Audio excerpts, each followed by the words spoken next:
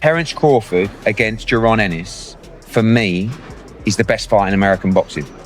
But it needs to be a payday for Crawford that would get him interested, because Crawford knows how good Boots is. And I'm not saying that Crawford thinks he's going to lose to Boots, but he knows that is a real fight. But for me, Boots is the new Crawford. We've just got to go out and get the fights to show how. Jaron Boots Ennis stunned the boxing world when he shared his real opinion about Terence Crawford's place in boxing history. Fight that everybody want to see. Yeah. I want to do it. Do you respect him as, like, when he's like, I got a couple fights left, I'm at the end, I'm only trying to get mega fights, so... I understand it, but don't lie or kept to the net and make it seem like I had the opportunity to fight you and I didn't. I never did. You know what I'm saying? And then that one time that I did, we said they called and we said we never heard nothing else back about it. So like, right. I mean, I respect it though. I mean, get your money, do your thing, but don't be capping on the net.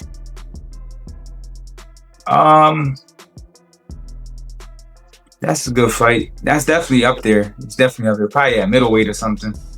That's like a vacant belt. That's definitely up there. That's definitely a big fight. Probably Shakur and Tank too, maybe. That's like right I'm seeing. But yeah, that's that.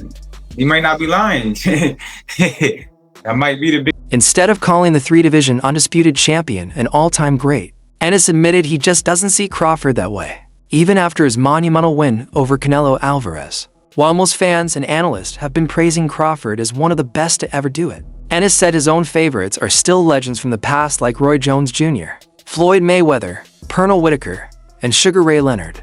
His honesty shocked many, but Ennis made it clear everyone has their own list of icons, and for him, Crawford isn't on it. With this win, everybody said Crawford elevated his status. He's the GOAT. Do you think this win puts him on Mount Rushmore or makes him a GOAT in boxing? Everybody got their own opinion, so what's yours?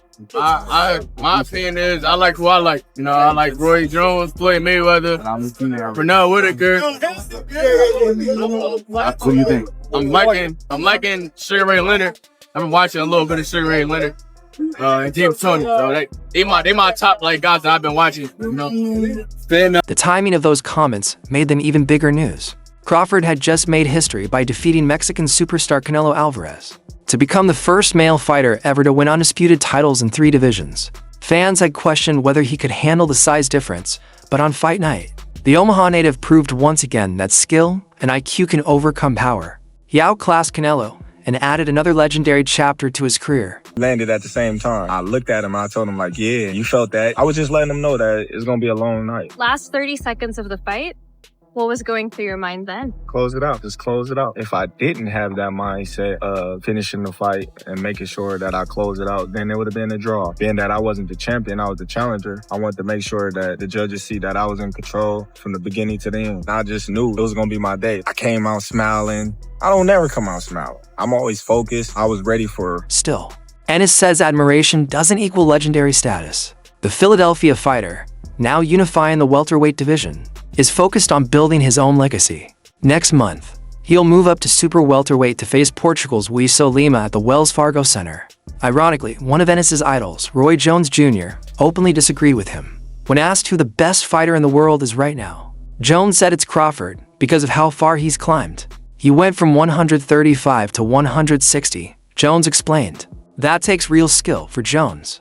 Crawford and Alexander Usyk are 1A and 1B, 2 of the most technically gifted fighters alive. Is going to start making comparisons with your legacy to Floyd Mayweather. How do you feel you compare with Floyd with the resume you have now? Listen, Floyd was the greatest in his era. I'm the greatest in my era. It ain't no need to compare me to Floyd or Floyd to me. Meanwhile, Crawford's longtime trainer, Brian Bomac McIntyre, offered a peek into how much longer we might see him in the ring. Bomac, who's been with Crawford since 2008, said the 38-year-old may only have 2 or 3 fights left. He admitted that Crawford made his win over Canelo look effortless, and hinted that they're already eyeing the next challenge, possibly a move down to middleweight to face Kazakhstan's Janibek Alimkhanuli for his 6th world title. Do you feel like he should just sell off into the sunset after this monumental Well, win? you know what? They made it look so easy. Shit. You know what I'm saying? Shit, got 2-3 more in him and shit. You know what I'm saying? Train camp will try harder. You know what I'm saying? Do you think a move to 160 would make sense? I mean, if you want to do it, you know, it'd be a challenge. If you want to challenge yourself, yeah, I don't mind. They make them 5 weight divisions. There's not many people there. That'd be great. Oscar and Manny. Yeah, that'd be great. If not, do you think he stays at 160? Would you want to see him stay at 160?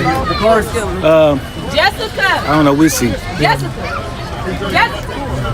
In terms of just overall, I know a lot has been said about Terence now being amongst the greatest fighters in history. Where do you rank him?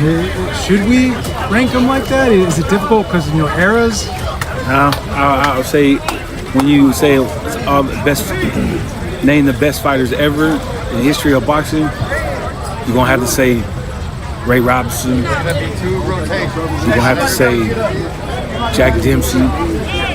Then you gotta say Terence Crawford. He's up there.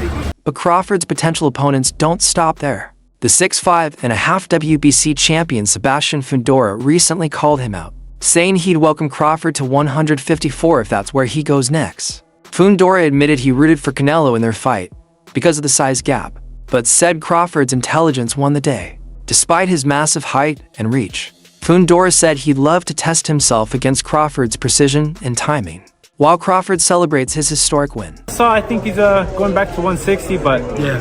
we welcome. Why not? Gabby, for you on the weekend, I know you're a big supporter of boxing and whatnot, and I think I've actually seen Crawford speak about you sometimes in interviews. What did you think of the fight, and were you rooting for Canelo, or did you think that Crawford could do it? I was also rooting for Canelo, but again, to going off Sebastian, that it was Crawford fought smart. Crawford fought smart. He knew his range and his shots, and he felt comfortable that there was times where he was fighting in the inside with Canelo and he was getting the better shots. So I think he felt comfortable in that division, and he'll probably stay there. Maybe go down one weight class down, but who knows? Props to him. They're two icons in the legend in the sport of boxing. Well said. Do you think the rematch needs to happen? What's the next fight for Crawford for both of you? What do you think? That, you know, is it a rematch or? It probably won't be a rematch. I don't think so. There's no reason to. It didn't look like he Canelo wanted that rematch, honestly, but Crawford could do whatever he wants right now. He can go up if he wants to. He can go down. I hear there's talks of him and Benavidez. So you know, there's all kinds of names that are coming. Yeah, are coming out for Crawford. Crawford is the #1 in the sport right now. So you know, everything. He has everything right. Things look very different for Canelo Alvarez. For the first time in 7 years, the Mexican superstar holds no world title. His loss to Crawford was only the third of his 68-fight career, joining Floyd Mayweather and Dmitry Bivol as the only men to beat him. With talk of decline and retirement swirling, reports confirm Canelo isn't done yet, but he'll be sidelined until at least April next year, after elbow surgery. His planned February return in Riyadh is off, and his comeback opponent remains unknown. Rematch with Crawford? Maybe. Or possibly David Benavidez. Start out with Canelo Alvarez. I understand you have an update. Yes, Max. Canelo Alvarez obviously coming off of that tough loss to Terence Crawford earlier this month. I'm told that he's going to have elbow surgery. He was set to return in February in Riyadh for the third fight of that deal. That fight is now going to be delayed until Q2 or Q3 of 2026. So Canelo's going to have the surgery and then he'll come back. For people who don't know, what does Q2 and Q3 mean? The second quarter of the third quarter of the year. Third quarter. April, May, June. So anywhere between April so January, February, March Q1 is off. That's Q1. So anywhere from April to September. Through September in that area. In that area, Canelo Alvarez still the face of boxing. Even after the loss, he's going to come back, and the expectation would be it would be in Riyadh. He has 2 more fights remaining on that deal with Riyadh. Facing the right opponent that's going to stay in front of him, that's going to fight, that's going to make it a brawl, Canelo knocks him out. So I'm not saying Canelo's shot or done. No, it's far from it. It's all on the matchmaking. It's all who you put in front of him. It's all about squeezing those last dollars from the fans, Canelo.